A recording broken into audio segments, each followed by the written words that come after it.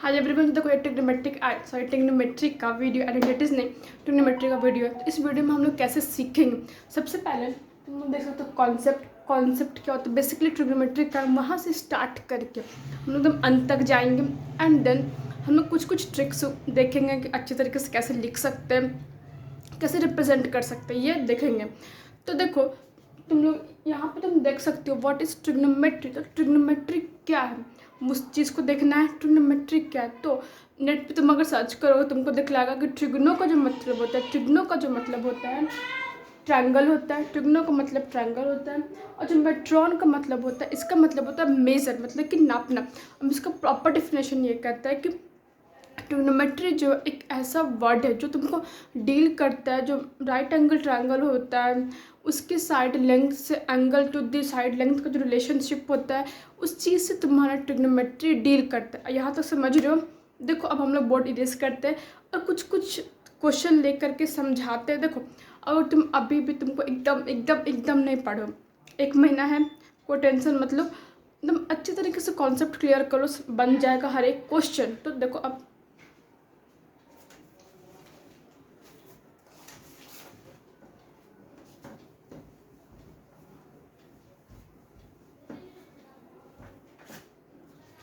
तो देखो सबसे पहले आगे बढ़ने से पहले तुम लोग को ये जानना होगा कि राइट एंगल ट्रायंगल क्या होता है। तो देखो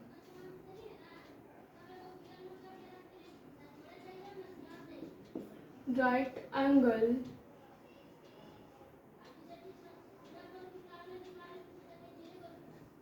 ट्रायंगल, देखो ट्रायंगल क्या होता है ये तो जान लो। ट्रायंगल 3 साइड होगा। ट्रायंगल क्या होता है जान लो। एंड तुम्हारी बात आता है कि राइट एंगल क्या होगा। देखो राइट एंगल तुम्हारा रिप्रेजेंट करता है 90 डिग्री। अब कंक्लूजन मिला कि कोई भी ऐसा ट्रायंगल जिसमें 90 डिग्री हो। 90 डिग्री मस्ट इम्पॉर्टेंट है। देखो ट्रिग्नोमेट्री में तुम्हारा 90 डिग्री होना मस्ट मस्ट मस्ट इम्पॉर्टेंट है।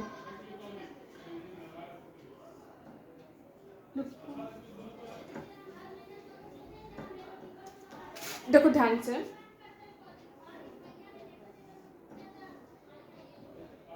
देखो ये जो तुम्हारा साइन दिख रहा है, हाँ तुम लोग को पता चल रहा है। देखो इसको हम नेम दे देते हैं ABC, इसको हम लोग नाम दे दिए।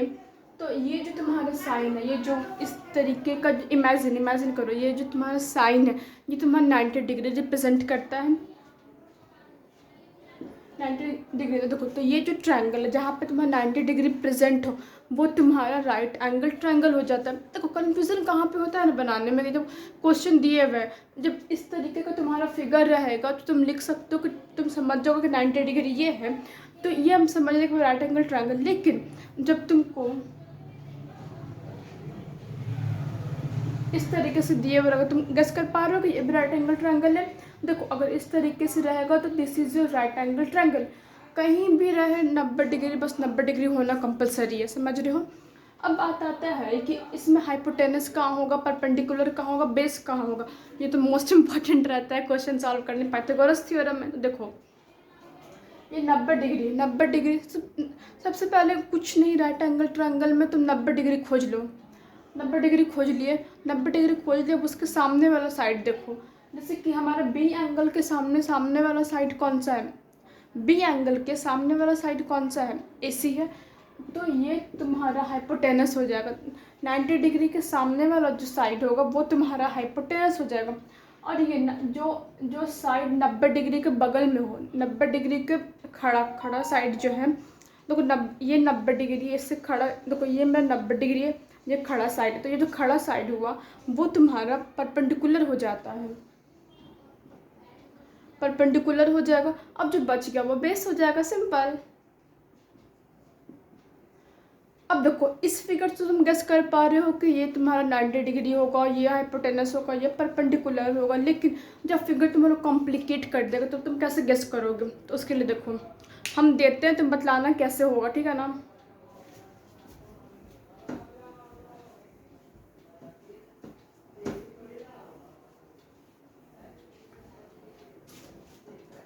देखो बतलाना, तुम लोग कमेंट करना कि सही, मतलब कि तुम समझ रहे हो कि नहीं, यहाँ पे क्या होगा कैसे नहीं होगा, रिलेट करो खुद को वीडियो के साथ, तभी तुम लोग सीख पाओगे। अरे 1 महीना हो जाएगा।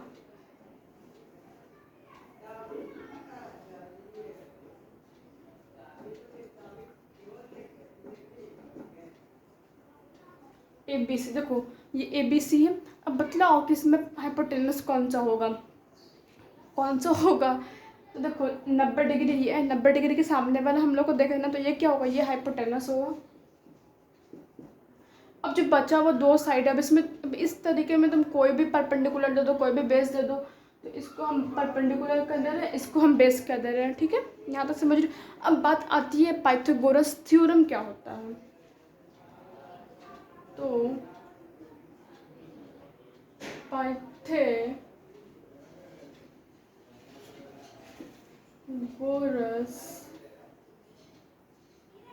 थ्योरम, देखो पाइथागोरस थ्योरम क्या होता है, सिंपली कुछ नहीं, तुम्हारा जो 3 लेंथ दिए हुए रहता है, हाइपोटेनस, परपेंडिकुलर एंड बेस, उसमें से तुमको 2 का लेंथ दिए हुए रहेगा, 2 का तुमको साइड का वैल्यू दिए हुए रहेगा कि चाहे 5 है चाहे 6 कुछ भी तुमको वैल्यू दिए हुए रहेगा, और तुमको कहेगा कि तुम किसी एक का वैल्यू निकालो, चाहे तुम परपेंडिकुलर का वैल्यू दिए मतलब निकालना रहेगा, चाहे बेस का वैल्यू निकालना रहेगा, लेकिन बेसिकली तुमको एक का वैल्यू निकालना रहेगा। उसके लिए एक फॉर्मूला रहता है कि जो हाँ, एक और बात, जो हाइपोटेनस होता है ना किसी भी राइट एंगल ट्रायंगल में, जो हाइपोटेनस होता है वो सबसे लॉन्गेस्ट साइड होता है, मतलब कि as comparison to perpendicular base, hypotenuse is the longest side, तो हाइपोटेनस सबसे लंबा साइड होता है। तो देखो इसके कंक्लूजन तुम निकाल सकते हो। तो hypotenuse square is equal to perpendicular square plus base square. देखो तो ये फार्मूला है, दिख रहा है ना फार्मूला, एक बार हम देख लेते हैं। हाँ तुम लोग को दिख रहा है, देखो तो ये फार्मूला है, hypotenuse square is equal to perpendicular square plus base square, ये तुम्हारा फार्मूला दिया हुआ है। इसको ऐसे भी लिख सकते हो, p square plus b square is equal to under root p square plus b square. अब रूट से निकालने तो आता है कि नहीं, देखो इसके लिए ये 25 दिए हुए हैं, ये 25 है, तुम इसको कैसे लिख सकते हो, तुम 25 को कैसे लिख सकते हो, 5 × 5 इट्स 24। देखो जिसको आता है थोड़ा सा आगे बढ़ जाओ, जिसको नहीं आता देखो ध्यान से, 1 महीना है कर लो, टेंशन मत लो, हम भी 1 महीने में ही कर रहे हैं, टेंशन मत लो। देखो तो 25 दिए हुए हैं, 25 है, 5 × 5, तो जब रूट इस पर दिए हुए हैं 5 × 5 और इस पर रूट दिया हुआ, ठीक है, 5 × 5 पर रूट दिए हुए, तो जब तुम्हारा स्क्वायर रूट रहेगा तो देखो स्क्वायर रूट है तो 2 है, तो 2 एक जैसा नंबर है, तो एक नंबर को तुम बाहर निकाल लोगे। देखो फिर से समझो, ये 5 × 5 है, देखो तो ये क्या है, एक जैसा 2 नंबर है, तो फिर पावर क्या होगा, प्लस हो जाएगा, 5 स्क्वायर हो जाएगा। और जब देखो जब 5 इस किसी भी नंबर पे जब स्क्वायर रहता है उस पर रूट चढ़ता है, तो वो जो रूट होता है स्क्वायर से कैंसिल हो जाता है, वो जो नीचे का जो नंबर लिखा हुआ रहता है वही सिर्फ बचता है, समझ रहे हो ना, ठीक है।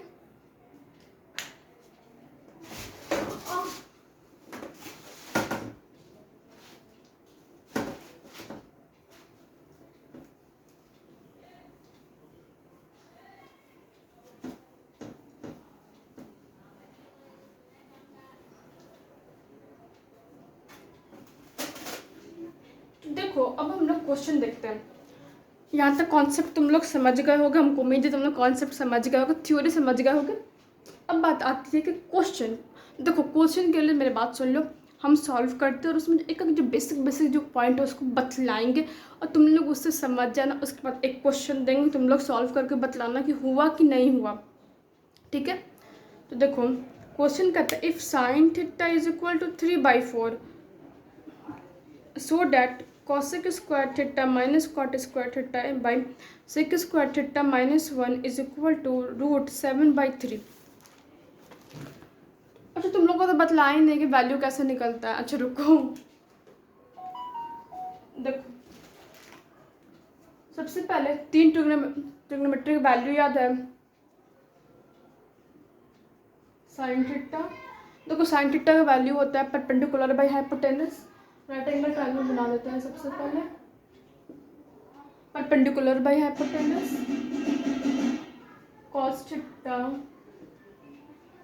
base by hypotenuse and then tan theta is equal to perpendicular by base। देखो सिर्फ तुम 3 का वैल्यू याद रख लो और जो बच जाता है साइन का उल्टा कॉसेक होता है, सेक का उल्टा कॉस होता है, टैन का उल्टा कॉट होता है, तो इससे तुम इसको इंटरचेंज कर देना। मतलब कि जो साइन थीटा में जो पी बाई एच है तो कॉसेक में तुम्हारा एच बाई पी हो जाएगा। बस तुम 3 का वैल्यू याद रखो और तुम अपने और जो वैल्यू होता है तुम खुद पे खुद रट लोगे, कोई दिक्कत नहीं है। तो देखो यहाँ पे sorry right angle triangle A B C, यहाँ पे 5 3 4 है, तो कहेगा कि तुम साइन थीटा का तुम वैल्यू निकालो।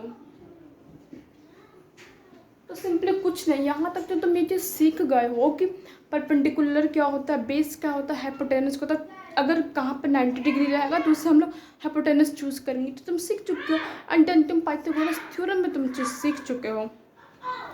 तो देखो साइन थीटा का वैल्यू क्या होता है, परपेंडिकुलर बाई हाइपोटेनस। तो बतलाओ कि यहाँ पे परपेंडिकुलर कौन सा होगा, 5 होगा यहाँ तो, ठीक है 5। एंड देन हाइपोटेनस, हाइपोटेनस का 90 डिग्री के सामने वाला तुम्हारा हाइपोटेनस होगा तो 4 होगा हाइपोटेनस में। तो इस तरीके से तुम ये वैल्यू कैलकुलेट करना। अब हम लोग मेन क्वेश्चन पे आते हैं, क्योंकि उसमें सब सारांश का सब एकदम प्रॉपर निचोड़ जाएगा। ये आपका दिक्कत हो रहा है तो क्वेश्चन जो तुम सीख जाओगे, हम बारीकी से क्वेश्चन हम लोग सॉल्व करेंगे, ठीक है।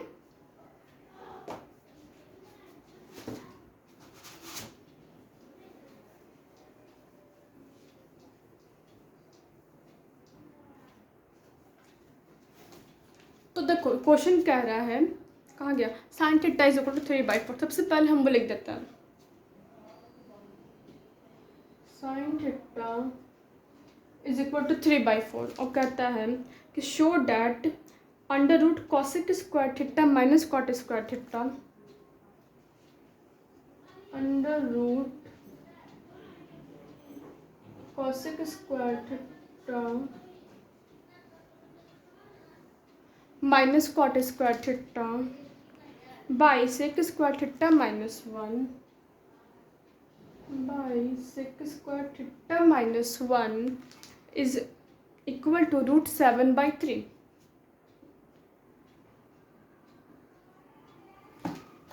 देखो ये तुम्हारा LHS फॉर्म है, ये तुम्हारा RHS है। मतलब कि तुमको कॉसेक, देखो तुमको कॉसेक स्क्वायर थीटा यहाँ पे जो भी तुम्हारा क्वांटिटी दिया हुआ है, कॉस में दिया हुआ है, सेक में दिया है, तुमको उसका वैल्यू अपटेंड करके तुमको √7/3 तुमको वैल्यू निकालना पड़ेगा।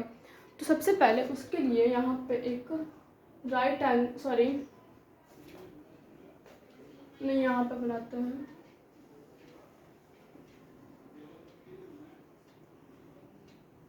देखो राइट एंगल ट्रायंगल बना लिए। अब क्या करता है, sine theta is equal to 3/4, sine theta 3/4। तो नेमिंग कर दो कहाँ पे, ये क्या होगा, परपेंडिकुलर बाय हाइपोटेनस होगा, परपेंडिकुलर बाय हाइपोटेनस तो 3/4।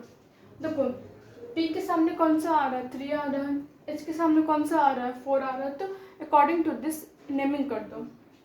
H क्या हो जाएगा, 4 हो जाएगा, 4 सेंटीमीटर दे देते हैं, सॉरी स्क्वायर यूनिट दे देते हैं, स्क्वायर यूनिट, और परपेंडिकुलर तुम्हारा 3 स्क्वायर यूनिट हो जाएगा।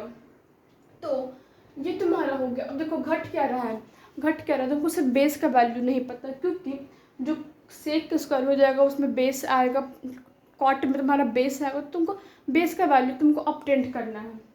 तो बेस का वैल्यू तुम x मान लो। अब पाइथागोरस थ्योरम तुम याद करो, पाइथागोरस थ्योरम तुम्हारा क्या था, हाइपोटेनस स्क्वायर। तो हाइपोटेनस क्या है इसमें, 4 का स्क्वायर। तो फॉर्मूला लिखो, hypotenuse square is equal to perpendicular square plus base square. Formula लिख लिए।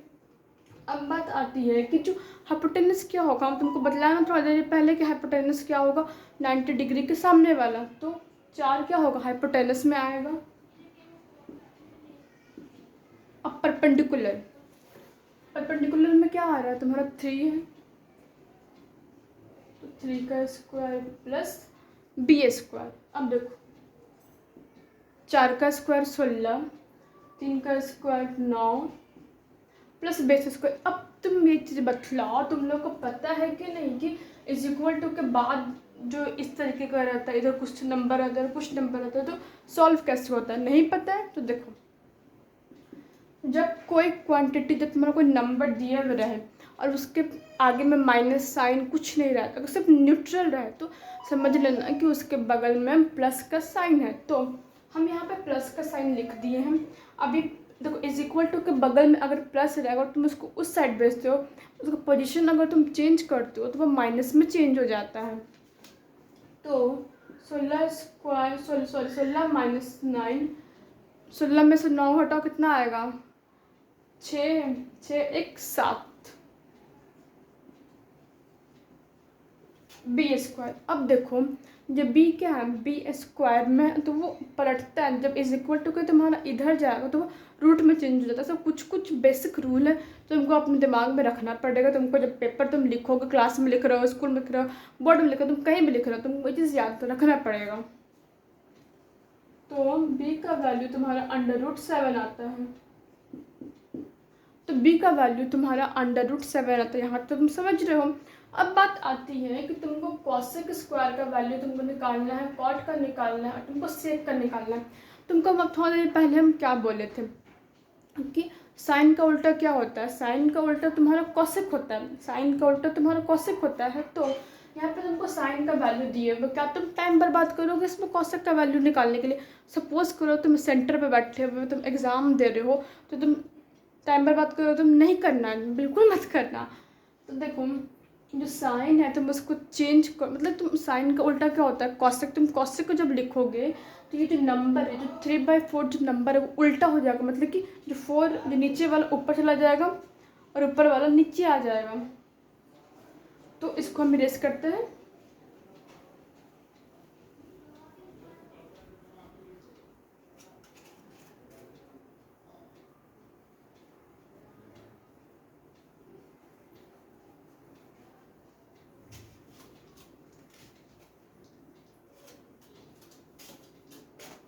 तो देखो तो कॉसेक का वैल्यू क्या होगा,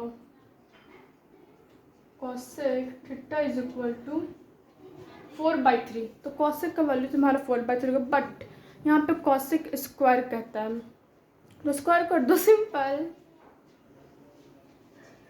कॉसेक स्क्वायर थीटा 4/3। तुमको हम क्या बतलाए थे अभी स्क्वायरिंग पे कि स्क्वायर रहेगा तो 2 रहता है, एक ही नंबर 2 बार मल्टीप्लाई होता है क्योंकि पावर जुटता है। तो 4 × 4 16, 3 × 3 9, तो 16/9 ये तुम्हारा कॉसेक स्क्वायर का तुम्हारा वैल्यू आया। तो हम लोग वैल्यू को इधर लिख देते हैं, cosec square theta is equal to 16/9। ठीक है। अब देखो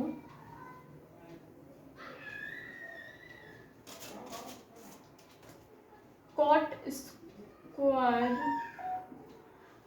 अब है कि कॉट स्क्वायर थीटा का वैल्यू निकालना है। 1 मिनट रुको। Perpendicular is equal to 3, hypotenuse is equal to 4 and then base is equal to √7। अब ठीक है, अब आसानी से तुम वैल्यू पुट कर सकते हो। देखो एक जगह इकट्ठे करके लिख लिए हैं। तो अब कहता है कि तुम किसका कॉट स्क्वायर का तुम वैल्यू पुट करो। तो कॉट का उल्टा क्या होता है, टैन। टैन का वैल्यू होता है परपेंडिकुलर बाय बेस। तो कॉट का उल्टा क्या होगा, सॉरी कॉट का वैल्यू क्या होगा, बेस बाय परपेंडिकुलर। तो देखो बेस का वैल्यू √7 बाय परपेंडिकुलर का वैल्यू क्या है √3। तो लिख दिए, सिंपल। अब देखो एक मिनट, नहीं इसका स्क्वायरिंग भी ना होगा, सॉरी स्क्वायरिंग होगा तो ये 7/9। अब सेक स्क्वायर थीटा, देखो अब सेक स्क्वायर थीटा का वैल्यू पुट करना है। तो कॉस का वैल्यू पता करो पहले। सबसे पहले क्या होता है, कॉस का value base by hypotenuse, base by hypotenuse. Sec का hypotenuse by base, hypotenuse by base. तो हाइपोटेनस में आ जाएगा 4, बेस में आ जाएगा √7 का होल स्क्वायर, तो 16/7 वैल्यू निकाल लिए हम लोग सबका। देखो sec square theta 16/7, cot square theta 7/9। ठीक है। देखो वैल्यू लिख लिए सबका। अब बात आती है कि हम लोग को इसको सॉल्व करना है, सॉल्व करके लाना है √7/3 लाना है। लिख देते हैं √7/3। तो देखो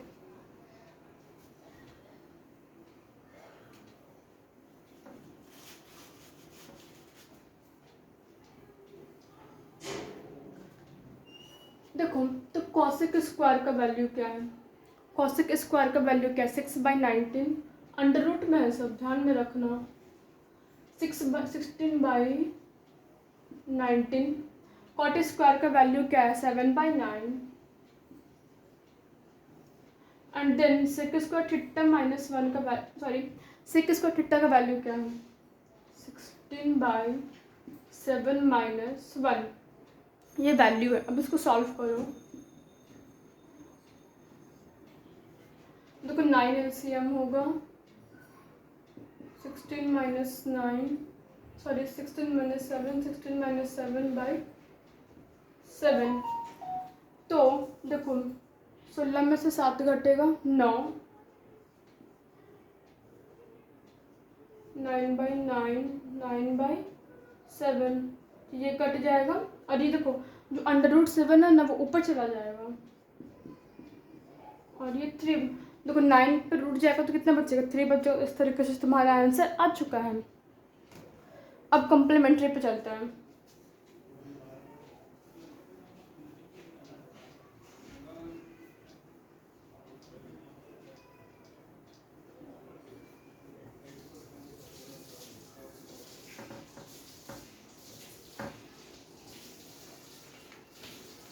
तो देखो एक क्वेश्चन है कि tan थीटा = 4/3 और sin theta plus cos theta = 7/5। तुम लोग सॉल्व करके बतलाना बन रहा है कि नहीं। अब तो tan थीटा = 4/3 और sin थीटा प्लस। तो ये जो क्वेश्चन है तुम लोग सॉल्व करके बतलाना कि बन रहा है कि नहीं बन रहा है, एकदम क्लियर हुआ कि नहीं concept.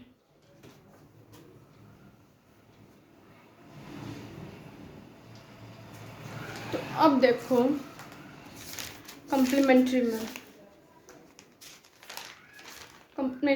Trigonometric ratios of some particular angle है, पर्टिकुलर एंगल का क्वेश्चन है।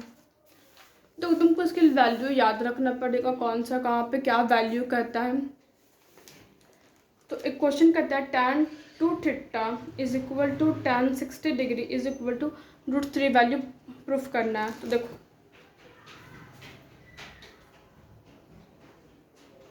tan 2 थीटा = यहाँ पर थीटा कुछ वैल्यू दिया हुआ होगा। हाँ थीटा जो 30 डिग्री है = 6 tan 60 डिग्री